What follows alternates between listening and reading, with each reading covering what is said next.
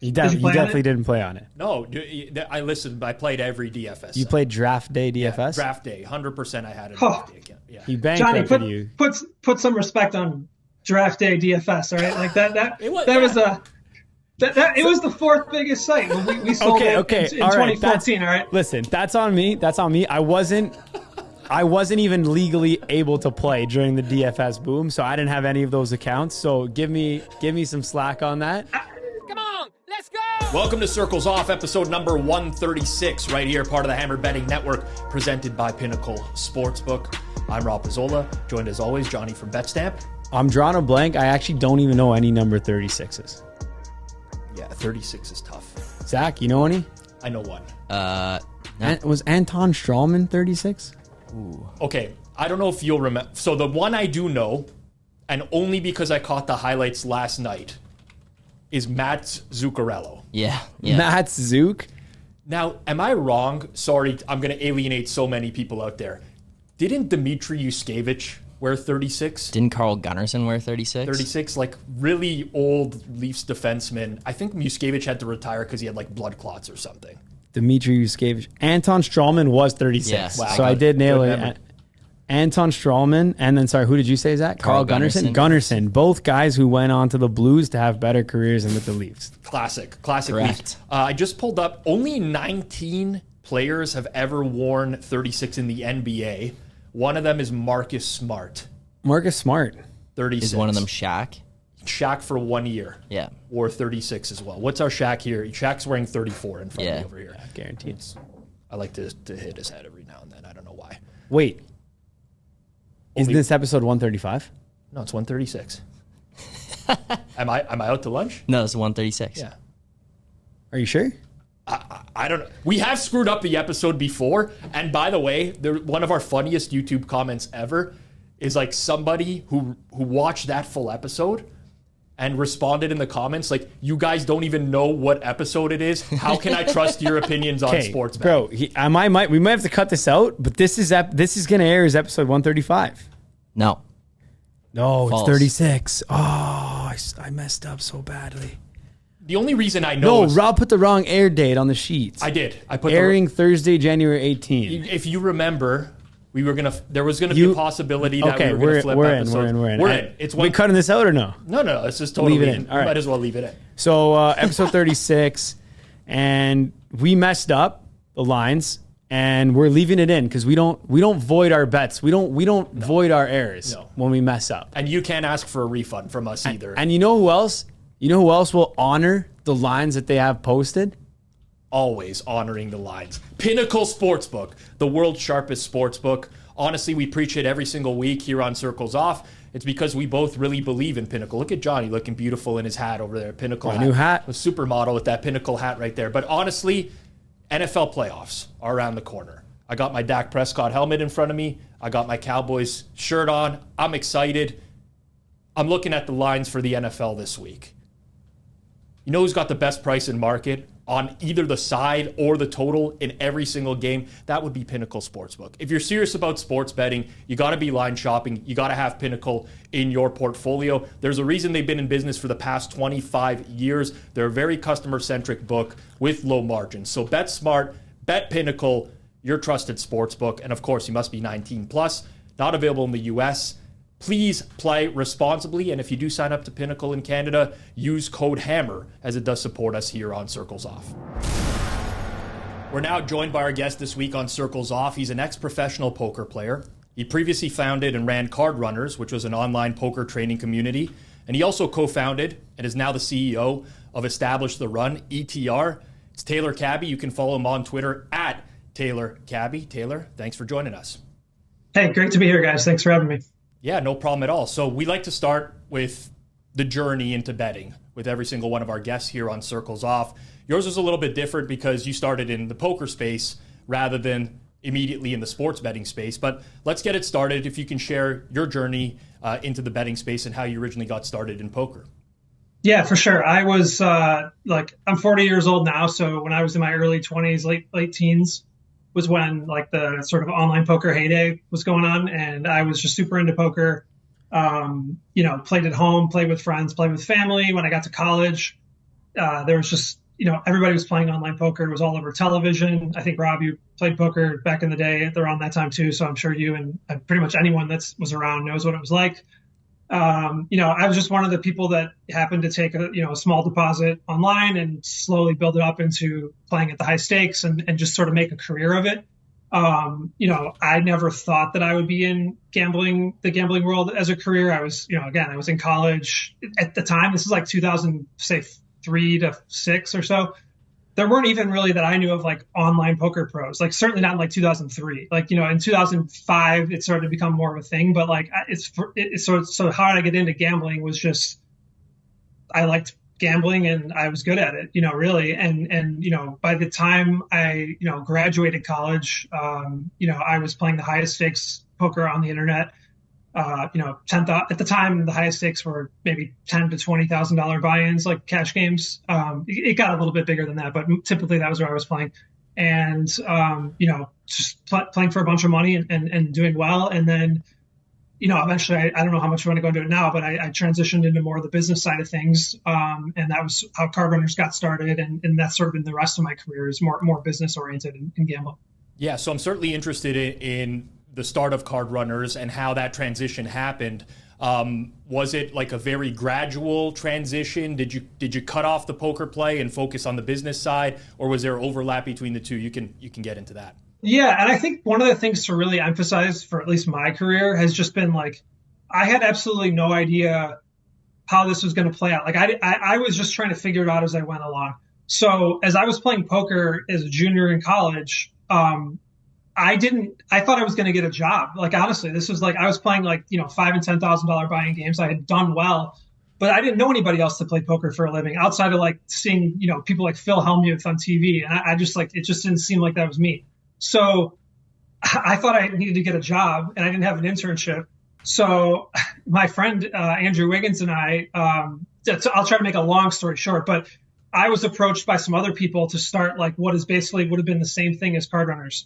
And it was some like live players, online players, and they were like wanting me to help out and sort of be involved. And I was down for it, but then it just sort of sputtered and never went anywhere. So I was like, well, shit, I don't have an internship this summer. I need to get a job. So I should start a business and like I can put that on my resume. And that was literally how it got started. Like I probably spent like 2 hours thinking about it, like maybe. And then, over the course of like 4 to 6 months, Andrew and I, put together the site and launched it. And then, of course, once we launched it, it became successful pretty quickly. And then it was obvious, okay, like just try to keep doing it. But it wasn't like, oh, I need to like do this because I'm not going to win at poker, or, just there's no plan other than like I need to put something on my resume and I'm probably going to need a job. So, yeah. And then, CardRunners itself was, basically, I would say the preeminent place to really learn how to get actual poker pros teaching you how to play poker. And that was myself and other people. And, we would record videos of our screens and talk about our thought process. And like, it was not like bullshit. It wasn't people that were like just talking about it or playing low stakes. And not that there's anything wrong with playing low stakes, but it was actually people that had like success, like gambling. And, that was for years and years. I was the CEO while also playing poker, but just over time, it became clear I should spend more time on the business because one, I wasn't enjoying it more. And two, I thought there was probably more financial opportunity in it. Yeah, it's a really interesting story. I'm interested in the impact and maybe the reception that you faced when you started CardRunners. Generally speaking, we see a lot of, in the sports betting space nowadays, a lot of sports betting products that are launched. And if they are useful and viable and giving actionable info to bettors, they tend to come under a lot of criticism from the experts in the space and the sharp bettors in the space. Did you face any of that in the poker community? Was there anyone that was like very outspoken as to why would you be putting poker training out there and like eroding the edge of some other pros? Did you face that reception at all? Oh yeah, all the time. And first of all, I think that's a very legitimate criticism, like as a starting point. Like it's a question. If you're good at what you're doing, which I was, like nobody would have said I was not a winning player, if not one of the best players at that time. So nobody was like, oh, this guy can't win. This is bullshit. They were like, why are you doing this? And like my answer was and would be like, I don't know. Like it was probably not the smartest decision in some ways. Like I probably should have, at a minimum, waited until I was having a harder time winning. And like, I'm not saying I would have done that, but I'm saying like objectively, that would have been a smarter decision. I would say my belief is that everybody is operating in their own self-interest, and and I think that's totally okay, as long as you're transparent with what you're doing and your goals and who you are, and you're not misrepresenting yourself. So for me, like when I look at the hate, per se, that people get for these products, a lot of it is other people acting in their own self-interest. They're saying, look, I don't want the games to be harder. I don't want poker to get harder. I don't want sports betting to be harder, whatever. And that's completely valid. At the same time, if you have a profit motive for running a business, or just a desire to do something because you want to do it, you should operate in your own interests, right? So for me, I took it personally, I would say sometimes, like a long time ago. I mean, I was like in my early 20s, and I didn't like seeing people say negative things about me. Mm-hmm. But as time has gone on, I've sort of realized like I'm going to do what's in my own interests, and I think other people should do the same thing.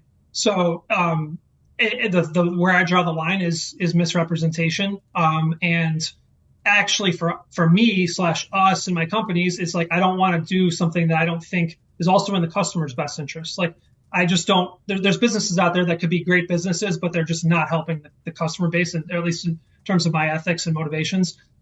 But yeah, this is kind of getting long-winded, but like. Yes, I did face that, and I think it's valid, honestly.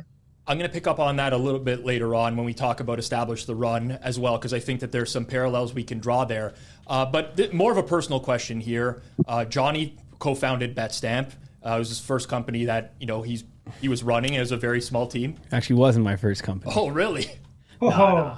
It was my first. Well, let's get into that. No. I had like a small little company I started one summer to just like a little marketing company. So, but again, it was never going to be anything real, but was a legit corporation. I'm learning something new. I never knew that before. So his second company that he co-founded, for me, the Hammer, I was part of the founding team here, and now I run it as the CEO myself. And these are new experiences for us. So I'm curious on a personal level for you, having just only the poker background, coming out of school, starting a business.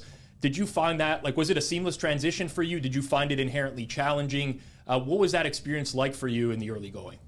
Yeah, I would say the first is that I was very fortunate to have been found extreme product market fit, right when I launched the company. It was a gold rush for poker. So there was such a high demand for the product that was being offered that it overshadowed all of the shortcomings that I had. I had no knowledge about running a business, and I didn't know what I was doing at all. So yes, that was very challenging, but if you're in the right market and you have directionally the right strategies and execution, that can overcome, just the ignorance or naivety of being inexperienced. And that's what I would say it was. For me, it was I don't even know what to do. I don't know. This product doesn't even really exist out there. We're going to try to figure out what we need to add to our business and where we're going to take it. And it's very hard. If you've never done it at any business, much less that one you're currently in. So I think, and I still struggle with that today. I think any business owner who doesn't is lying to themselves. And you just have to keep working through it and understand that you're going to have to learn over time. What were you studying in school specifically? I was a finance major. Finance major. So I was going to ask, this is something that a lot of people ask me, not really related to betting at all, but did the things you learned in school, as a finance major, as a business student, I guess, was that impactful in actually starting a business? Did you actually draw back on that, or did you just learn the majority as soon as you started the company? I would say no, none of it was helpful at all. That's maybe a little exaggerative, but at the time, I looked at school, and I don't really advocate this to other people, but I looked at school as a means to an end. I was I got to get a degree so I can get a job. And it was well, how do I get a degree? Well, I got to pass these classes. Okay. Well, how do I pass the classes? I studied the night before the test and I get the grade, and it was that was stupid. Honestly, I should have been hey, I can learn something here, and that's why if I could go back to college, I would go there with an idea of I'm going to make the most of I'm going to get the most out of it. And I just didn't do that. Now, at the same time, I was also playing a lot of cards, having fun, etc. So I don't know. To me, I had one class. There was like an entrepreneurship class I took. The professor helped me out when I was starting CardRunners, and he is a great guy. I still talk to him today, but like, yeah, it wasn't super helpful. Interesting. No, I agree. I agree with that completely. It's not that you don't learn anything. You do learn a lot of things in terms of refining your skills and whatnot, but the actual business stuff you learn in business school, like it all gets thrown out the window as soon as you start your own thing. They're also training more towards like how to fit into a corporation as opposed to how do you like build up your own thing that could then hire some people and scale it up. And then once you realize that these things are not related, you really do realize like I'm on my own. You could almost learn more from just like watching YouTube vids and shit. I think go ahead, Taylor. Yeah, just one quick thing. I took this like options and trading class. I can't remember exactly what it was called. And one of the first things was they were touting like the efficient markets hypothesis. Like, and it was like the professor was like, no one can win because everything is priced in. And this is like this not just for the market, but for all of these types of markets. And I was like, how am I winning at poker? I didn't understand. It can't possibly be true, you know, like. And I don't think it is true today, but like it was just all this like academic like theory, and that's not everything, but like there's just so much of that in college, and it just wasn't for me.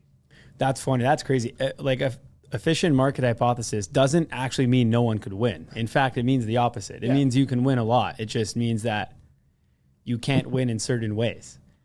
Like, oh, I'll just buy low on this stock and sell it when it goes higher. Like, yeah, no shit. That's not a strategy, but in general, like, yeah, you could it doesn't mean you can't win. That's you want to capitalize on stuff that's not priced into the market, but then eventually it becomes priced in the market. And the people who beat the market are the ones that generally win. So how were you actually beating poker? Like, what was your edge? Just it wasn't that sharp at the time, or were you one of the best?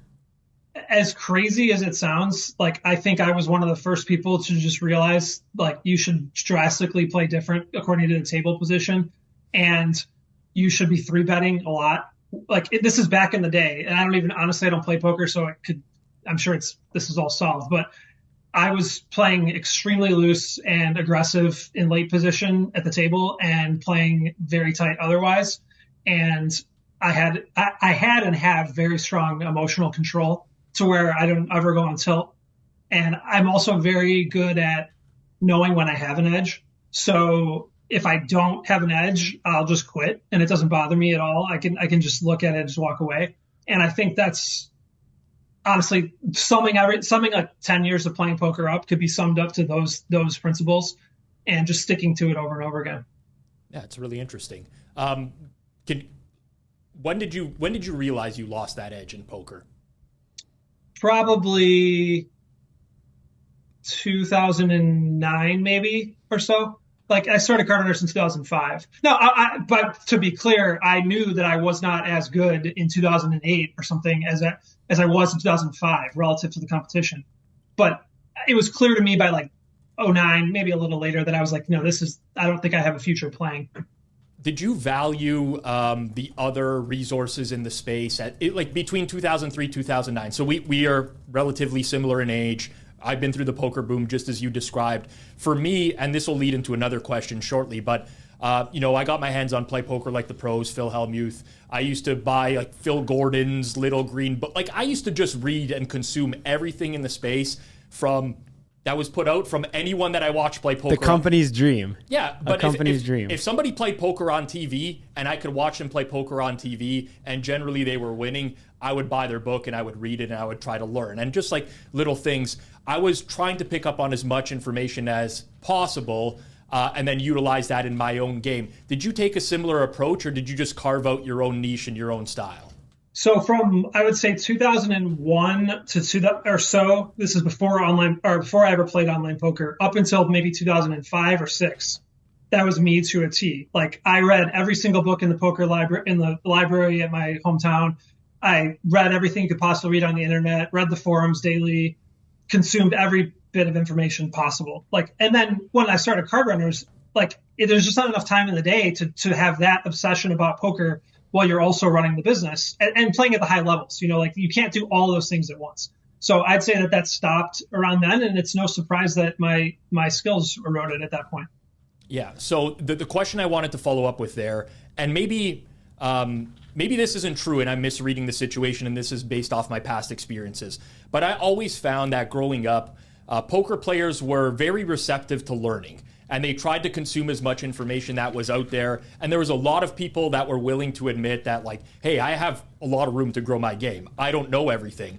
In the sports betting industry, it seems to be the complete opposite to me, where I think the vast majority of people that I've talked to, even if they are long-term losers, they actually still believe that they've figured it out. Now, that's just my, read on the situation, and you can feel free to disagree. But in the CardRunners, like you said it, CardRunners, great timing, it was a good product, a lot of people willing and receptive to learn. Do you think that there's ever going to be that big of an appetite in the sports betting space? Like, for example, could an online sports betting training platform ever exist in a capacity where it just blows up in the market? So this is a lot to unpack on that, but I would say that I would agree wholeheartedly that poker players, anyone that's successful at a high level, you just have to have the willingness to admit when you're wrong, to improve your skills, however that may be, like, get education or, software, there's some form of improving your knowledge, right? I think that's exactly the same at the high levels of any discipline like out there. I think in sports betting, it's the same thing. However, you just said yourself, there are people that maybe they're losing sports bettors that say that they think they have it figured out. Well, I tell you this, there's a lot of losing poker players that think they have it figured out too. There's a lot of people everywhere that don't know what they're talking about, that think that they're very wise, right? And I think that if you ask, like, I guarantee you, if you ask Billy Walters or whoever else the top sports bettors are in the world, they would have the same mentality that they have to continue to educate themselves. And as far as the training side aspect goes, the big difference between sports betting and poker is that sports betting is a connected global market.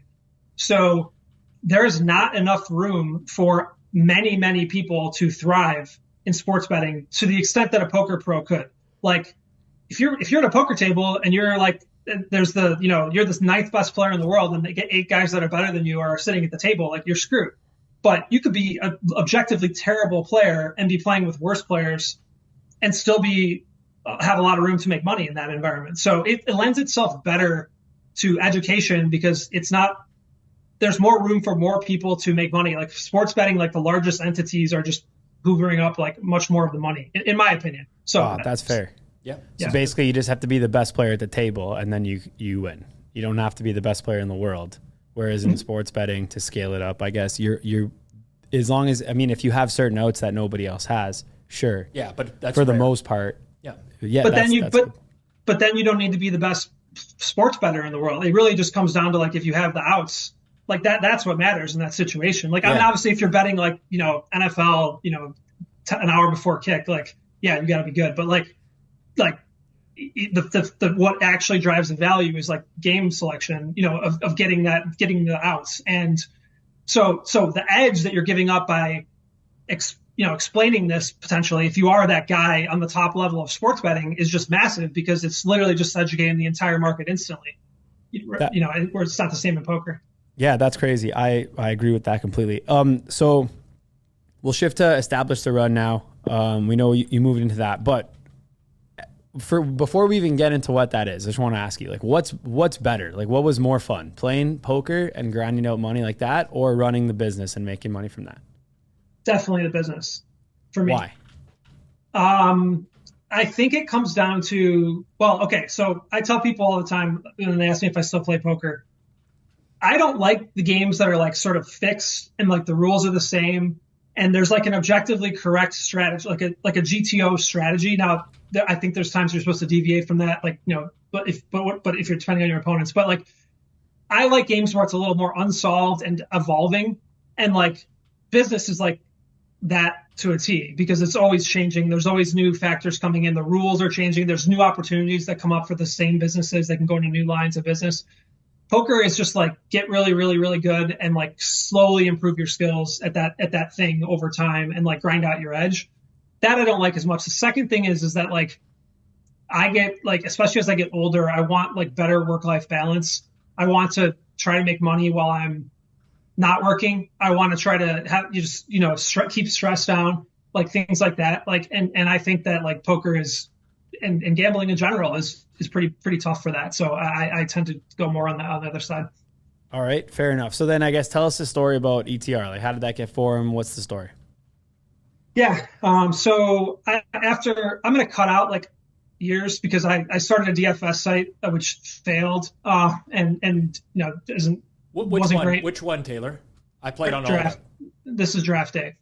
Draft day. Okay. Yep. Yeah. You definitely didn't play on it. No, I listened. I played every DFS. You played draft day DFS? Yeah, draft day. 100% I had a draft day account. Yeah. He bankrupted Johnny, you. put some respect on draft day DFS, all right? Like that it was the fourth biggest site.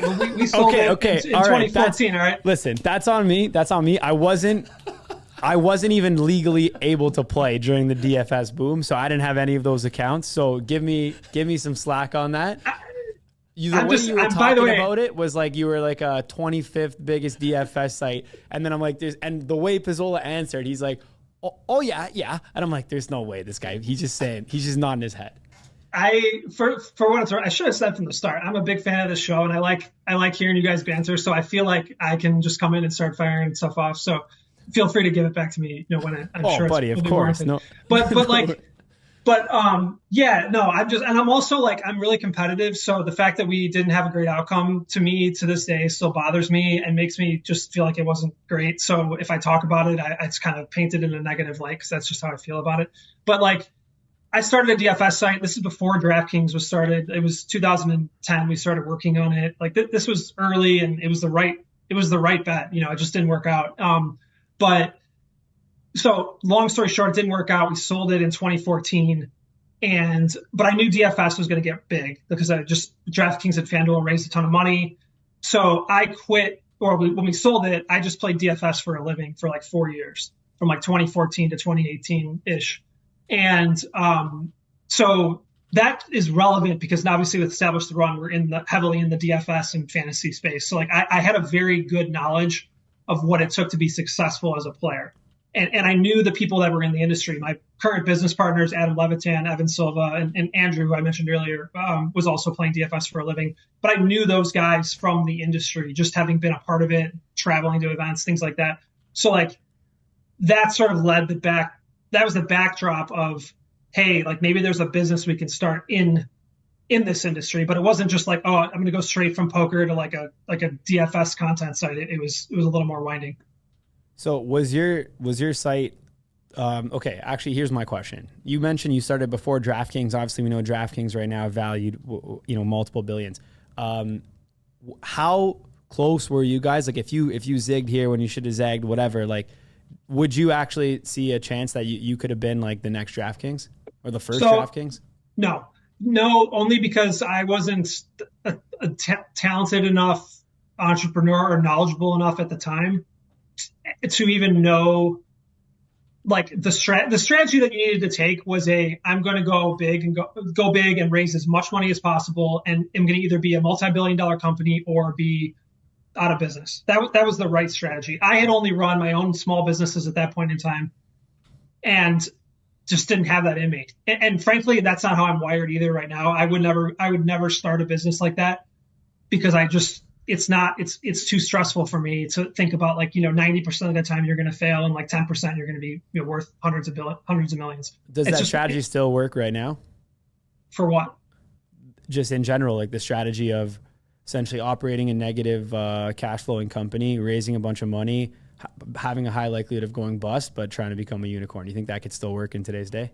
Oh, 100%. I would say that's what the entire venture capital industry is built off of, is identifying those things that are too risky for most investors to want to back and giving them risk capital to go big or go home, and like it's not for me. Like, I do some investing a bit in it, but like, I'm not wired to want to be an entrepreneur running my business that way. Fair enough. Okay. So your strategy is more like, make money, run a good quality company that's going to make money in perpetuity and have something that just slowly builds brand. Is that correct? It depends. I mean, my strategy is to identify businesses where that strategy makes sense. So like if it's, and like oftentimes content businesses, like media companies are oftentimes that way. It takes a really long time to get them going. It's not easy. It's like, look at Barstool. I mean, like I've taken a lot of inspiration from Barstool and what we've done at ETR. And, those guys grinded out for like 10 plus years before they even got the sharing investment. And it's a lot of work, eventually, but then once you get it going, it can become a great business. Obviously there's tons of other examples of things like that, but yes, that is how I prefer to operate. If given the choice, I guess, and I have the choice now. Yeah, of course. And we'll parlay into that then. So you guys are obviously running ETR right now. And when I first learned about ETR, it was strictly actually just DFS. At least in my opinion, football, what I used it for was like fantasy football / DFS and giving out, whether it be just like player projections or listening to a couple of the shows there with Levitan, or even just following Levitan on Twitter and seeing like who he thought was going to have a big week. I would use that in my season-long fantasy. So now I know ETR is a lot more than that, but I'll leave it to you to kind of give like an overview of what you guys do now and how it transitioned. Yeah. So my opinion, and this is a general, like not just gambling or fantasy opinion, is that a huge lacking thing in the world is with the rise of social media and all this information that's coming at your fingertips readily. It is very difficult to know who you can trust. So like we've never had access to more information, but it's also never been harder to actually know like who you can believe.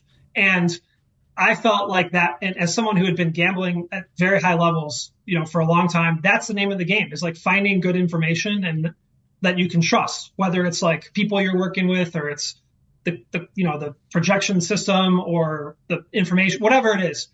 You have to get to that point. And I felt like I had figured it out on some level because I'd done it successfully in DFS. And I had talked just through my, connections with Adam and Evan. At some point in time, I was like, you guys, like Adam was at DraftKings and Evan was working for NBC, Roto World. And I was like, we could start a business, and our only goal is just to put together the best information and just find all of the things that I use and Andrew uses to be a DFS player and just put them under one place and only care about credibility and trust. And it's a higher price. Like, a lot of the information like Adam was putting out was like free. He just put it on the DraftKings blog, and it's like, that's not the highest and best use for like the best gambling information. It shouldn't just be sitting out there free. You could do it, but it's not the way to optimize the value of the information. So for me, it was get great information, great people, build a brand that people can trust, and then combine that with high quality content that people actually want to consume. Like, there's so much dry content out there. That's something I think you guys do really well here. Is like the show is actually fun to consume, even though it's got good information as well. And put it all together, and it's like, part analytics, part the data, like hard predictions, but it's also, fun and entertaining. When did the transition happen from strictly fantasy and DFS into the online sports betting space as well? I was actually, before I say this, is there anybody here that's ever been a sportsbook consultant? Just want to make sure. That's how I could tell you listen to the shows. I didn't say it this time, so we're not putting it on the board this time. So no, wait, is it shows that we got to get the one, Zach, like they have at those like auto factories where like the parts factories where they say like days without an accident and then it like beeps when it does it. We have to put a drop on. Let's do that. All right. I just want to make sure that I'm speaking to other people that are, like myself, that have consulted for sportsbooks. No, I was working at a sportsbook, Rush Street Interactive. They have like the Bet Rivers brand and and other Sugar House brand. But I decided that I was going to leave to start Establish the Run. I was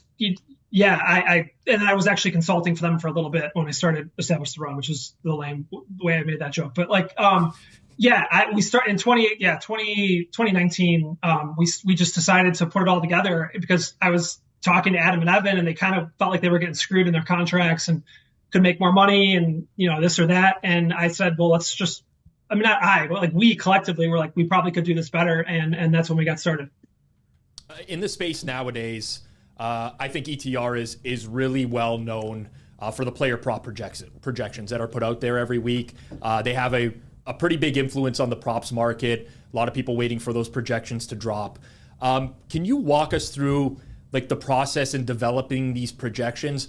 You obviously playing DFS for a living. I don't know if you were making your own projections or if you were sourcing them or whatever, but what are what are the factors that contribute to the accuracy of the projections?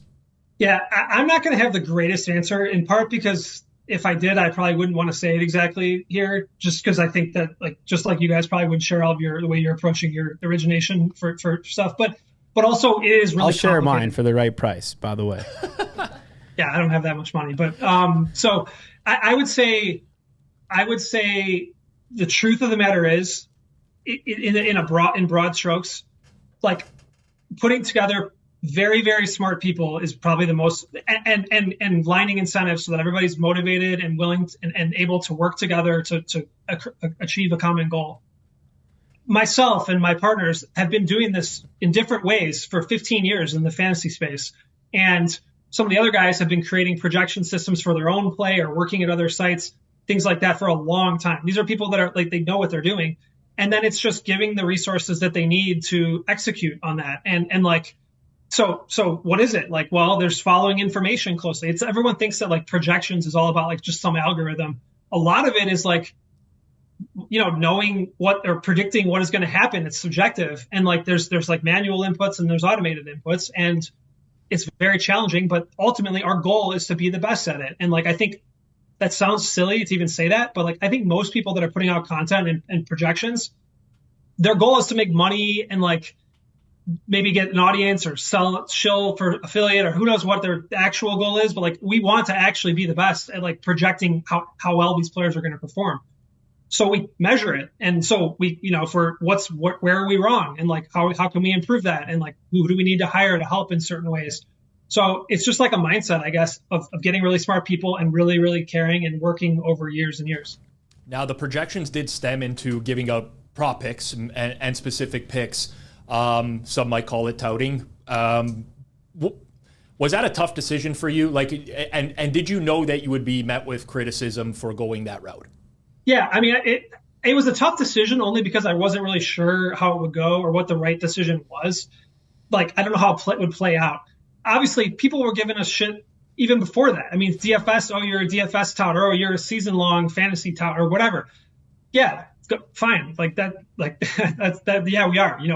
We sort of joke that we're touts. Okay, it's okay. Like, we're not.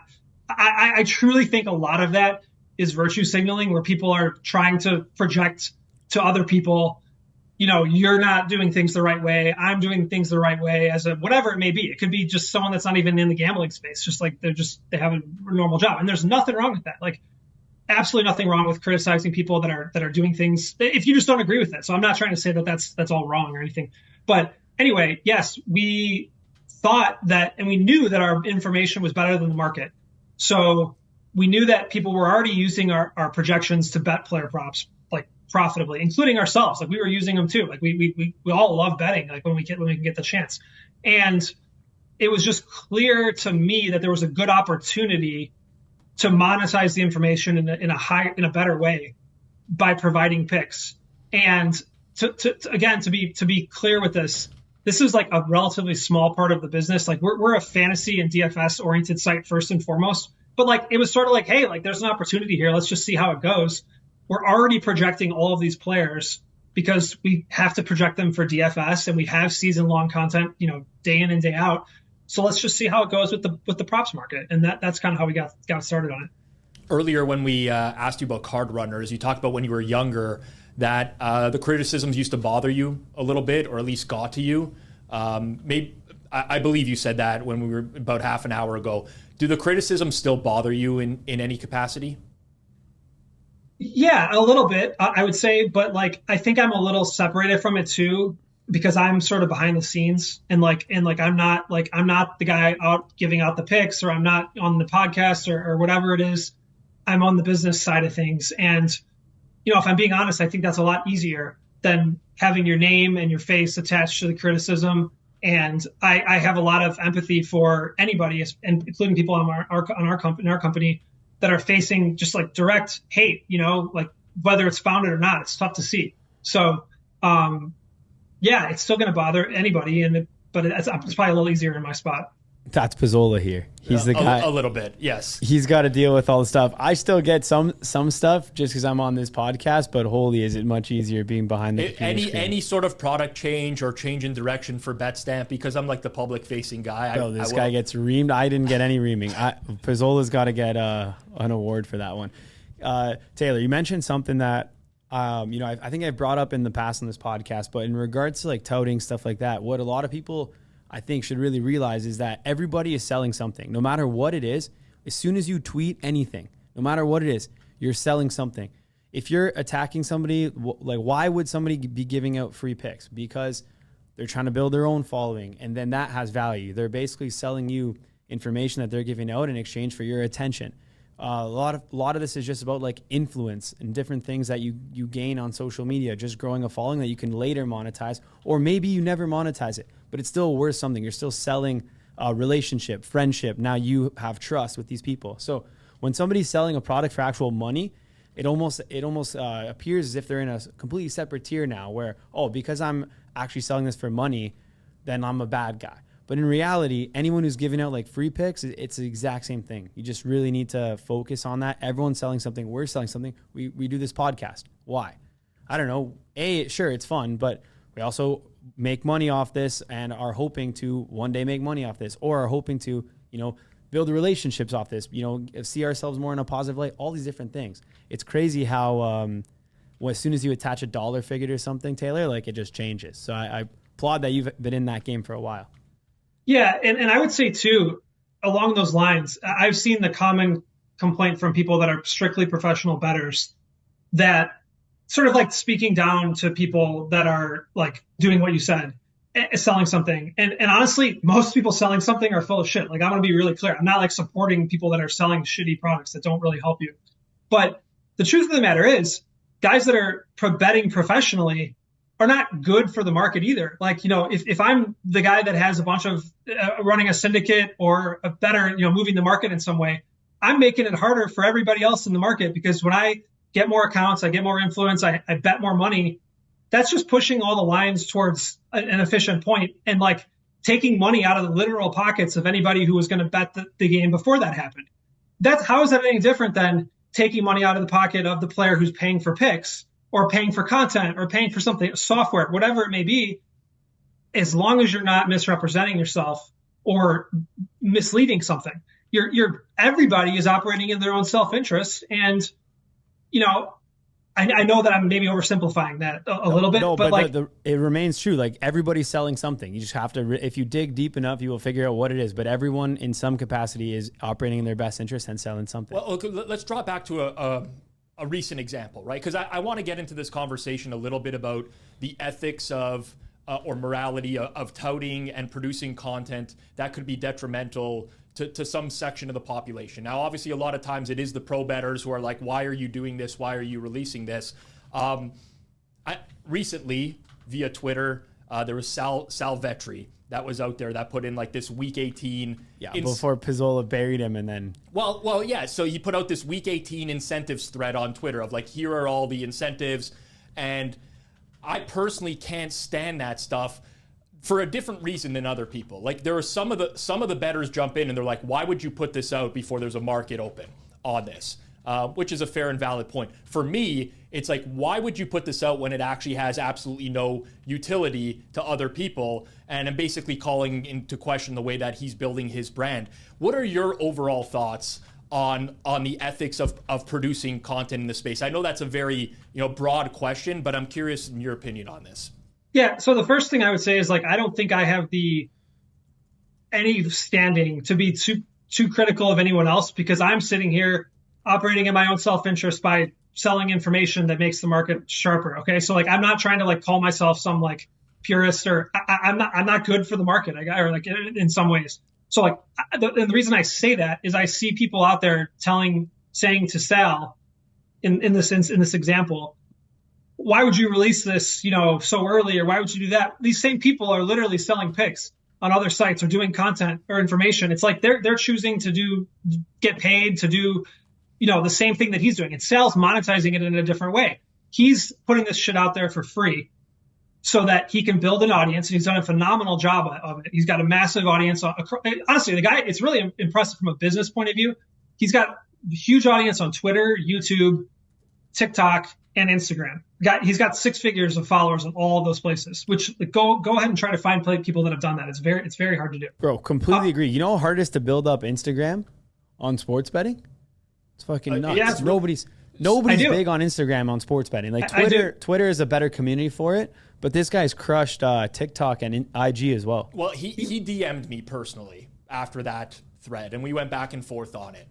And at the end of the day, this is just my perspective on it. I'm not going to share the entire thread, but I got the impression that he feels that he's putting great content out there. He doesn't feel like he's doing any harm to the community. In my opinion, he's not a subject matter not a subject matter expert that thinks he is a subject matter expert. And that's where I personally have an issue with what's going out there, because I think of 17-year-old Rob, if Twitter existed at that time, that would have saw that thread, and probably when the lines opened up, I would have bet the over on everything because I didn't know any better. That's what I find to be dangerous about that. But in terms of building an audience, if that's his sole goal, then he's accomplishing it really well. Right, and that's where I think the point of debate is very legitimate. Is you can argue. I don't think you can argue. Why are you releasing this now? Because he wants to. Okay, that's what he wants to do. He wants to get millions of views on Twitter, which he got from that, by the way. Okay, the part that I completely agree with is that if you're just pushing out all these bets that are, like, in my opinion, not good bets. I mean, again, I'm not like going to. How do we even know they're good bets? He didn't even have a bet or a number attached to them. Exactly, but like some of them may have been good bets by the end. Like, I don't know. I didn't like follow exactly where the lines closed, and I didn't see. I can't sit here and say for sure that was bad information. And some of them I can. Like there was like the Devin Singletary, like, he's going to go over 153 yards rushing or something. It was like, well, that's not happening, right? Like, he said this. He's like, this guy needs this. Consider taking his over 6.5 receptions. Like at what? At minus 300? At plus 100? Like it does. But for sure. John, like like Jordan Love has an incentive, like a playoff, gets like a $500,000 or $1 million bonus if the Packers make the playoffs. Consider betting his passing overs. It's like, you don't think making the playoffs is same with Baker Mayfield. It was the same thing. Exactly. Yeah, so it's totally agree. Yeah, totally agree. I mean, that's the part where I think I would not personally be comfortable with that. Then you start to get to the point where, is he intentionally doing this or does he just not know any better? And I don't think I really want to say what I don't have enough strong enough opinions, and I'm not looking to take a shot at him or anything like that. I think that what is good for the algorithm, which is what makes people engage with it, is that's what's good for the algorithm, is writing it in a way. It's not going to be good to be like, don't take all these bets because there's no price, and by the way, they're probably not any good. Like, who's going to click on that? So like, would his shtick work if it was like done in a perfectly careful way? The way that like we try to say things whenever we're trying to talk about something, we're just trying to be careful about like not misleading someone. I don't think it would work, but we're in a different business. Like, we're serving the high end of the market, people that are willing to pay hundreds of dollars or more potentially for products. And he's serving people that are scrolling on Twitter looking for a sweat. Just one small change that I've been, because I thought about this a lot. I kind of feel bad. At first I didn't feel bad for going after him. We're DMing back and forth. It's very clear to me that I don't think he has malintent, and that's important. Now, that doesn't make it right. Again, like I think if you're producing content that I personally deem to be harmful, and I can voice my opinion on that just like anyone else can, then I'm in my right to go about that. But that thread could have just been structured as, here are the incentives, here's what I project the player at for this week in terms of his passing yards or his receiving yards or his rushing yards. And then somebody can make an informed decision afterwards if they want to go out and bet that or not. Small little change, right? And probably still gets the same amount of interaction. Even still, I question that, because then there's like, I guess if you put out like, here's what I think the medians are for this week, you have to convert the projections if you're doing a mean projection. And like, it just gets to be really nuanced where the content just starts to suck if you like care about that. So that's why like for us, like, we don't put a ton of like, our good content is mostly behind the paywall. It's just like, we're on shows where there's data people are using, there's the picks, whatever it is. it's just hard to do that stuff in the most credible and accurate way in that type of format. The way we've structured like this podcast, like the audience of this podcast, like it has to be like you guys listening at home. Like I know there's a lot of sharp bettors in here that are actually smart people, but even with that, like the amount of times that I've just seen us post content or something like that just gets like completely interpreted the wrong way, even in the style that we provide it, it's very, very obvious as to why he writes it like that. Because that's what works. That's what's going to gain, like, as you mentioned, Taylor, that's going to gain the most interaction. And by the way, people ate that shit up like you wouldn't believe on the incentives. I personally got, I mean, listen, I get a bunch of messages every week, like what to bet, this. We all do from the podcast, whatever. But I probably got at least like maybe 18 messages this week on like, oh, am I taking this? Where can I bet Jadeveon Clowney to get a sack? This guy's guaranteed to get a sack. Like, where can I bet him over half a sack? And like, congrats, he got it. Yeah, he got it. Like, yeah. It doesn't really matter because they didn't even care about the price. They're just like, get me the bet on Clowney to get a sack. I know he's going to get it. And it's like, well, what if that was priced at minus 350? You don't even know. And by the way, with these incentives things, it's just one little thing. But all of this shit, it's like, okay, 2 years ago, 3 years ago, maybe it was an edge. 2 years ago, it's a little bit less. Then, like, literally for sure, guaranteed 1,000,000% this year, it was absolutely not an edge. You had FanDuel Sportsbook posting a section of the site saying player incentives. Where it's like all the guys exactly on the incentives, someone priced those out. In fact, I would actually argue that it was an edge betting the opposites of the incentives this year. Sorry, okay. Yeah. My bad. I don't mean that it wasn't an edge because still FanDuel could have mispriced those and you could have found an edge on that. I'm not saying that, but I'm saying just blindly doing the incentives is no longer a money printer. Oh, for sure. And we posted an article covering the incentives. We've done this for at least a few years. I don't know exactly how long, but we actually posted it, whether it was on Twitter or on the article, I can't remember, certainly in the content, like the audio content, that we don't think there's an edge in this right now. But we're going to still give it to you. For DFS, for example, it's worth knowing, like, because it's going to change the projection for some of these players. And like the market is going to capture that price with, correctly. But like in the DFS salaries might not, as one example. I will say too, it's not that I don't think there's an edge. It's that I think it's very nuanced. Like, some of these guys, or the teams are very clearly focused on it. Some of the sack one, Clowney's not just going to automatically get a sack because he really wants to try. The other team's not going to just let him go get a sack. But there are guys that, like, I'm trying to think of a specific example, like someone that might need like 3 catches or something like that, or 2 catches. That's a decent player. They're going to get him that incentive unless he gets hurt. Like those types of things. So there is still some nuance to it, but it's not what it once was. Well, there's even more nuance to it because some teams will just pay out the incentive even if it's not met in the final game. Wait, who did they convert their incentive anyways pregame? You tweeted about it. I didn't tweet about it. Okay. But it's happened in the past before where teams just come out right before the game and say, yeah, we're going to pay out the incentive regardless because they don't want it to be a distraction and affect the actual way that the team is playing the game. But I will say this one, not that I bet this, but knowing this after the fact, Deontay Hardy on the Bills had an incentive that if he got his average punt return yards for the season above 12, and he fielded that punt at the 2-yard line, and I'm like, you moron, why would you field this punt? And then as I'm saying that, he takes it to the house. He definitely ran that back because of the incentive. I'll call that right now. Fair enough. It worked Do you think they let him do that? Do you think they told him that's okay? To do what? To field it at the 2-yard line and run it back? No chance. To win the division game. To win the division. Oh, yeah, that's right. Yeah, no, I wasn't watching that game. So that punt should have been over his head and in the end zone. The Bill should be started. The special teams coach, if he was holding a clipboard, he threw it to the floor once that punt was and then picked it back up and started high five as he was coming. No, that was crazy. That was interesting stuff for sure. Taylor, another tough topic here, but I want to get into it. Because we had Ed Golden on for episode number 100 of CEO of Right Angle Sports. We've talked about Right Angle Sports a lot on this pod.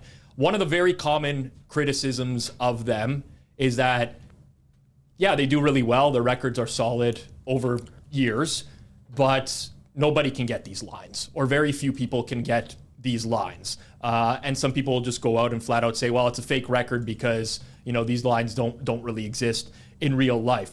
The detractors, I think, of a lot of the prop picks that ETR gives out is that some of the selections are made off of maybe openers that are less widely available, or the numbers just move fairly quickly. So personally for you, how do you guys balance this internally Has there been any conversation about this in terms of how you track your record? I'm just curious to hear your input on this. Yeah, for sure. No, we've talked extensively about it. And honestly, I think the better criticism is that our record isn't that great this year. Our ROI for NFL this year is like 0.88% on the season, which is previous years has been, double digits in some years and certainly high single digits. So if I haven't heard a single person talk about like openers I actually did see someone say something about it, but it was clear they don't know what they're talking about. The real criticism is, how is this product performing in today's market? Like, I think I would say the same thing if I was a customer or just an observer. And the answer, my short answer to that is like, I don't know. As everybody knows, the market is evolving and like you have to adapt to stay ahead. Put out 450 picks on the NFL season. What's your, if you have 5 to 7% ROI, it's well within the range of outcomes to have a 1%, season. Like, so this is a total aside from the question, but that's the criticism that I would be lobbying out there if I was trying to criticize the product.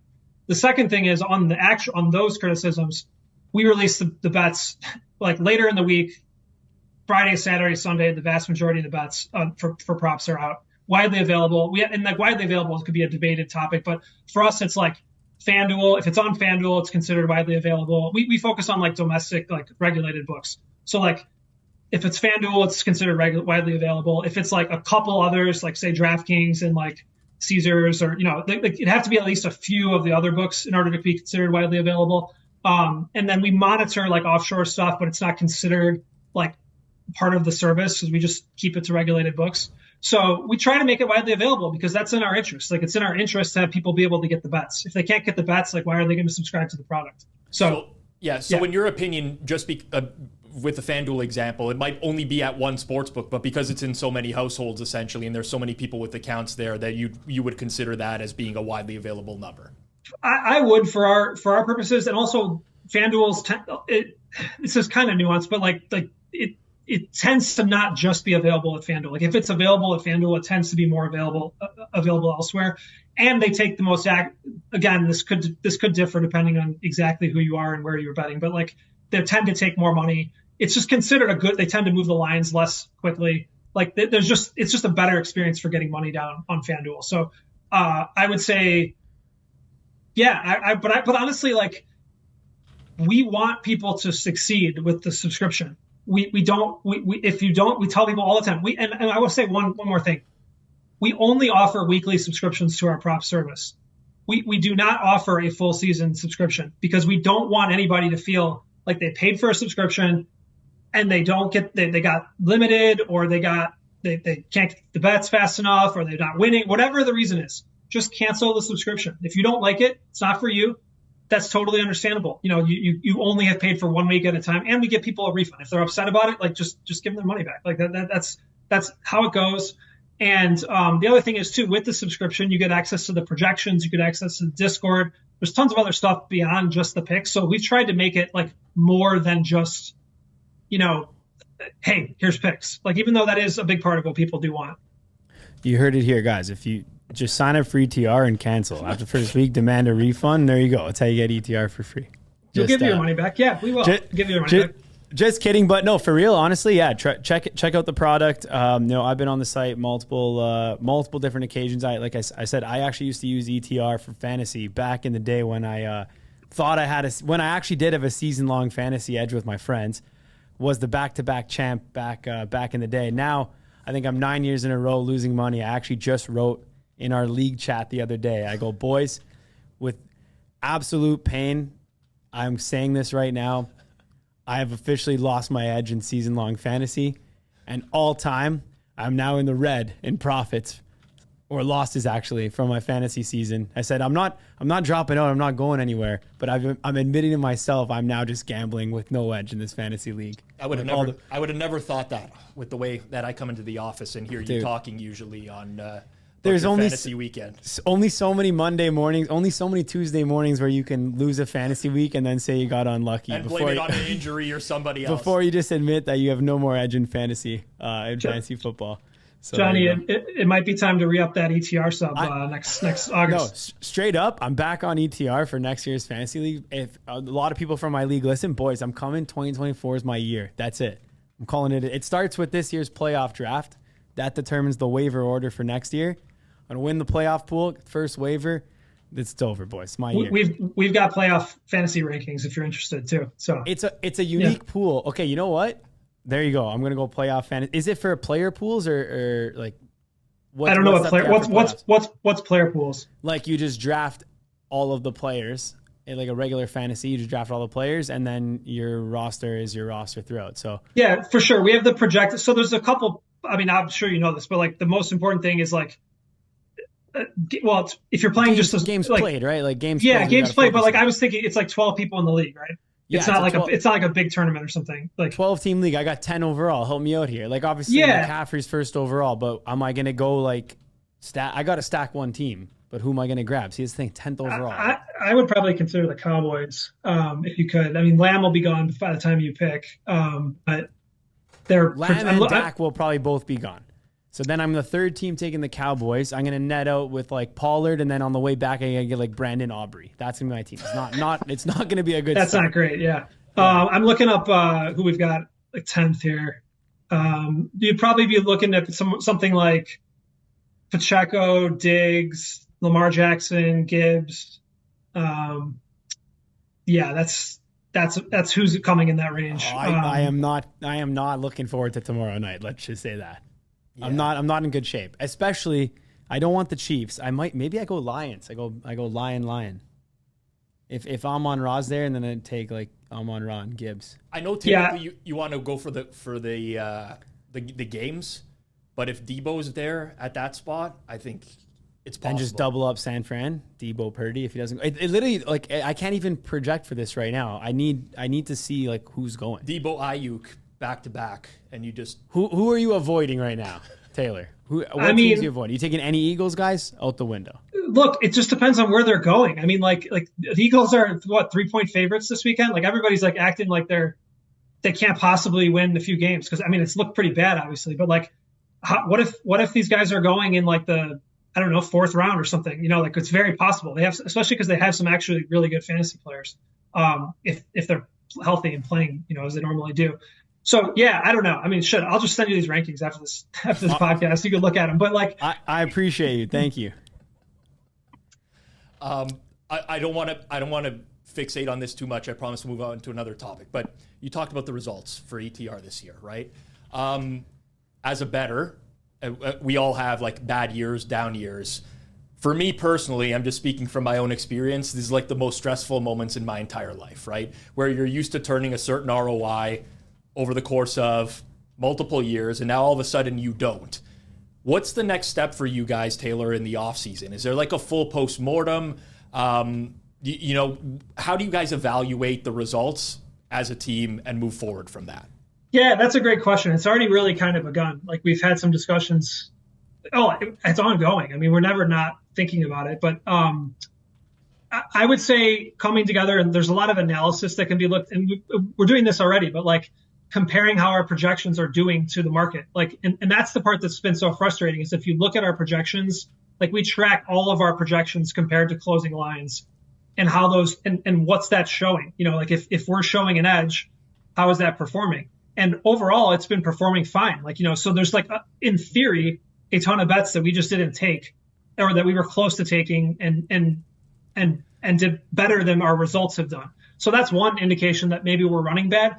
But honestly, I couldn't, like, other than to say that we take it seriously and we understand that, like, you can't just chalk things up to variance. Like, no real bettor is ever just going to, when they're losing, just think that their process can't be improved. So it's to get together with the guys that are doing the analytics and get together with the guys that are actually, there's analytics guys. There's like sort of more like, I don't want to say traders. It's not really that, but it's like the guys actually sort of making an analyst, and having discussions about what research we need to do, what can be improved on the process.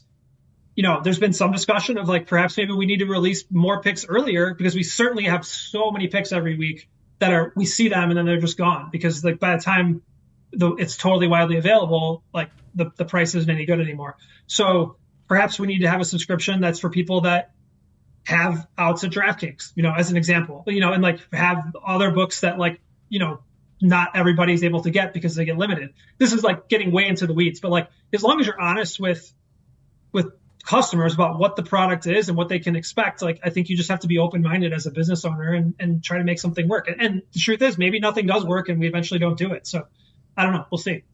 Fair enough. So for those of you who've never, heard of Taylor or anything before, obviously he doesn't appear on much of the content within ETR, even though you might have seen his business partners do so. But I consider Taylor to be extremely sharp when it comes to the business game, just, managing relationships in business as well as managing the company. So Taylor, what we want to ask you for the listeners here is a little bit of entrepreneurial advice, actually. Like, what advice would you give to anyone who's an aspiring entrepreneur looking to enter anything maybe gaming related? Yeah. So the thing that I always tell people is like, focus on a niche, like be really, really good at something and then build out from that, as opposed to like, here's all the things I'm going to do. And like, here's my 2-year plan, or even my like 6-month plan at the beginning might be too long. Have an edge at something like, and I don't know what it is. Obviously it depends on you. For me, it was poker, and then it was DFS. And then over time, you start to add like pieces to the puzzle, right? And like build, hire people or partner with people or whatever. But if you can't come in and articulate where is it that you can out-compete other people, and it could be on sale, if it's like just you're a really good people person, you're really good at sales, you could start by selling the same thing someone else is selling, but just doing a better job of it. Like that, hell, that's how Billy Walters got it. Like, at least in his book, that's what he said. Like, he was selling cars and making a ton of money, and then losing at betting, and then eventually figured it out with betting. But like, I would just say have an edge and focus on that niche and then build from there, as opposed to trying to do too much at once. That's the G-Stack George story right there. Car salesman turned better. Some people still claim he's a no stacks George. No stacks George. Source of income still unknown. Still unknown. Any like specific lessons that you learned along the way, whether it be with either of your startups? Yeah, I would say so. I mean, there's a lot. I'm trying, like, the one I always focus on, and I kind of just said it before, is not doing too much. When things went off the rails for me, like when I was with Draft Day, I was trying to do CardRunners at the same time. We also there's a poker software product called Hold'em Manager. If people are familiar, and Poker Tracker is another one that we own. So like, I was trying to do, well, at the time we didn't own Poker Tracker, but like, I was trying to do too much. I was trying to play poker. I was trying to have a social life. And, you're just not going to be that good at anything if you're doing too many things at once. So like that is the thing that I always say, is just like, focus on what you know and try to do it really well. Say no to most things. Most things are not good opportunities. And then just really, really keep your eyes focused on what matters. That's what I try to do. I would also say, like, reputationally, just like, really, I'm really careful about who I associate with and like, not like associate with, but like go into business with, or like I'll hang out with anybody or whatever. But like, it's not like I'm not going to go into a business venture with someone that I think is like dishonest, or even if it's a good opportunity, I'm not going to like settle on that front. And like, I think that like I've had situations in the past where people I was working with were doing things that I didn't agree with, and I didn't even know about it in some cases. And it makes you look bad. And like, if you just have a really high bar for getting into business with somebody or doing anything, then it's going to work out for you in the long run. All right. On the same topic here, we'll close off. We, you are a listener of the show, and we appreciate your support. But with that being said, did you prepare your plus EV, negative EV move of the week? Oh, you bet I did. All right. This is going to be good. I'm a little shy about this one, but like, the plus EV move of the week. Have you guys heard of an acupressure mat? Do you know what that is? Yes, I do. The producer, Zach. Yeah. Zach, my man, are you in or what? I have not gotten them. I just know what it is. Yeah. Okay, cool. So I am not like acupuncture. Again, this is acupressure, but it's like related to acupuncture, where they like stick needles in you and somehow it helps. My wife does acupuncture, or is a customer of a place, and saw this mat that like they were selling. And basically what it is you lay on this mat with like small, it's almost like spikes that like go into your back or your legs or whatever you're laying on it. And she got it for me just on a whim. And I was very skeptical of it, but I tried it out because she got it for me. You lay on it and you just like relax for like 10, 20 minutes or whatever. And like, honestly, the first time I ever did it, like within 5 minutes, I was like, holy crap, I'm like so friggin' relaxed right now.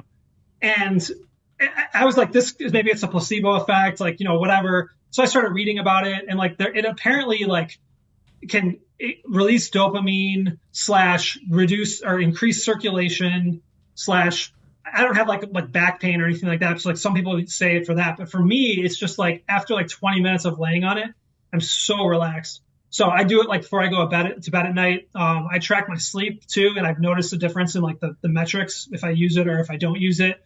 I feel great. So check out the acupressure mat. And also, this is not medical advice. So send us your affiliate link. Yeah, I got nothing. I got no skin in the game. And I'm not a doctor, so talk to your doctor. But yeah, I can't tell you how much I love the analytical approach. Yeah, though, sleep tracking your sleep.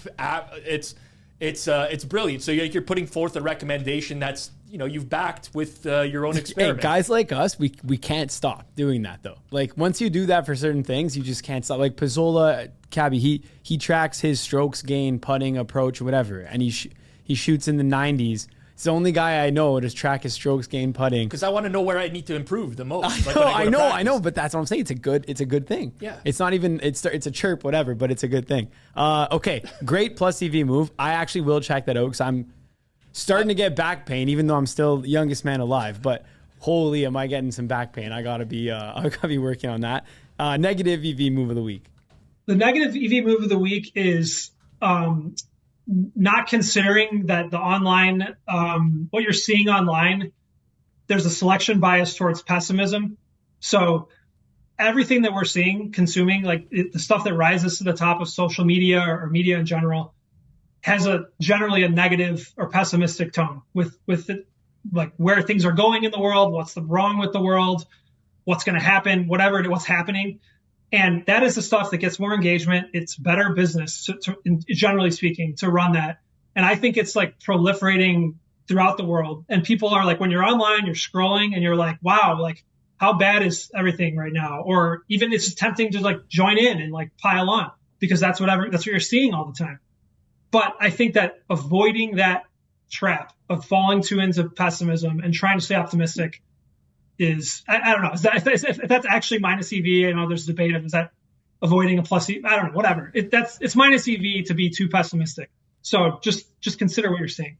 Yes. Okay, that's a good one as well, especially on social media now. From a content perspective, because we're in the content business, you'll notice like if you go to YouTube, the videos that are like don't do these things always vastly outweigh the do these five. Like don't do these three things and you'll be a great sports bettor. Always outweigh do these three things, and that kind of explains it. But I think generally speaking, people are gravitating towards negativity. They really are. Yeah.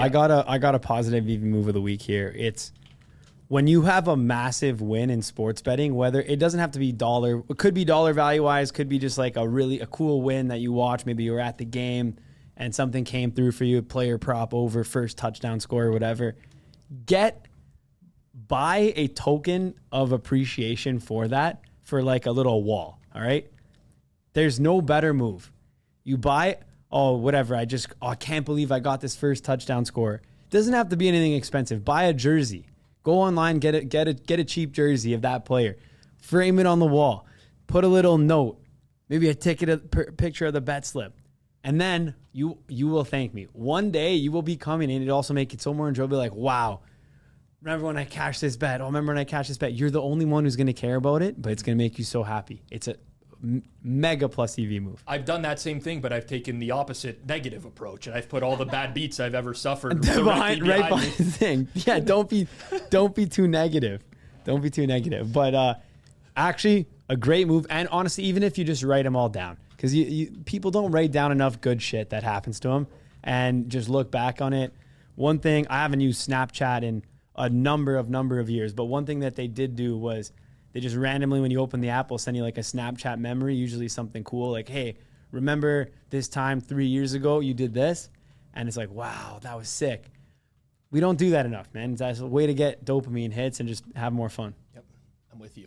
For sure. Well said. Yeah. All right, Rob, final question. If you could go back 5 years and talk to a previous version of yourself, what advice would you give to your former self? So the two parts to this. The first would certainly be focused on health and fitness more. I've become very cognizant or oriented towards health and fitness over the last, I'd say, 1 to 2 years. And I just have come to believe that it's much more important than I previously thought. And like, it's almost like becoming trendy now, I feel like too, but like, it's not for that reason. It's just, I just want to live a healthy and long, a healthy life. It really is the best way to say it. It's not easy to do that when you're gambling or when you're in this industry or in any industry, really. It's very difficult. So get focused on that. Like, try to eat right, try to get to the gym, things like that. That's what I would say to myself 5 years ago.